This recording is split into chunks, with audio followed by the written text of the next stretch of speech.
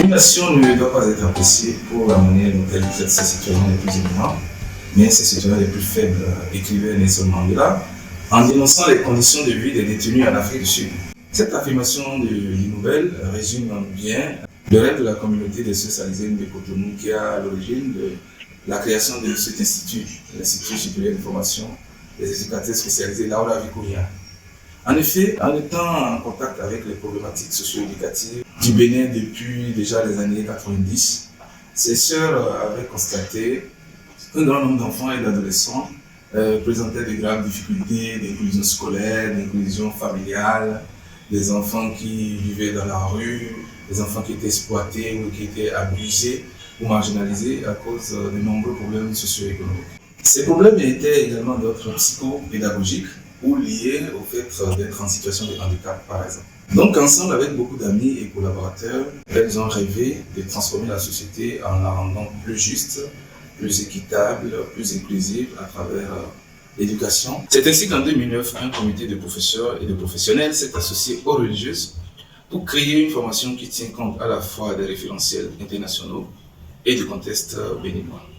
Avec l'accord du ministère de l'Enseignement supérieur et de la Recherche scientifique, l'ESFES a reçu son autorisation d'ouverture et la reconnaissance de son diplôme en 2011, devenant ainsi leader de cette institution universitaire de formation en éducation spécialisée ici au Bénin. À l'instar de Don Bosco, les sœurs salésiennes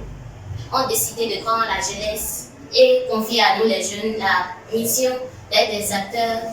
dans ce changement, en nous offrant la possibilité de nous munir des outils pédagogiques nécessaires pour accompagner les personnes plus vulnérables de la société vers un avenir meilleur. La vision intégrale de la personne humaine, la recherche-action participative, l'ouverture interculturelle, les relations interpersonnelles,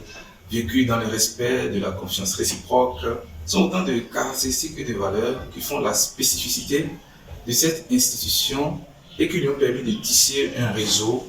qui fait que s'agrandir, réseau avec d'autres institutions supérieures au Québec, en France, en Belgique, réseau avec avec de nombreuses structures ecclésiales et étatiques, privées ou publiques, où les étudiants réalisent leurs stages pratiques et sont employés une fois diplômés. Réseau avec les nombreux bienfaiteurs locaux, internationaux, offrant des bourses d'études aux étudiants talentueux. Réseau avec les nombreux volontaires et bénévoles qui offrent leur temps et leur savoir pour améliorer la qualité de la formation et l'ouvrir à tout le monde. Réseau également avec les œuvres éducatives salésiennes présentes au Bénin, réseau avec les autres institutions supérieures salésiennes au niveau mondial et au niveau de l'Afrique. Depuis sa création et malgré plusieurs obstacles rencontrés sur son chemin,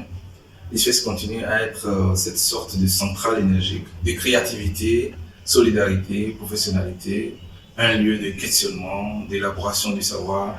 de formation, de jugement critique et responsable,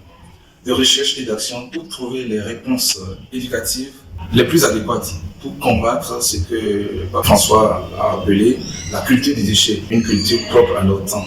et ainsi promouvoir une véritable culture de la vie.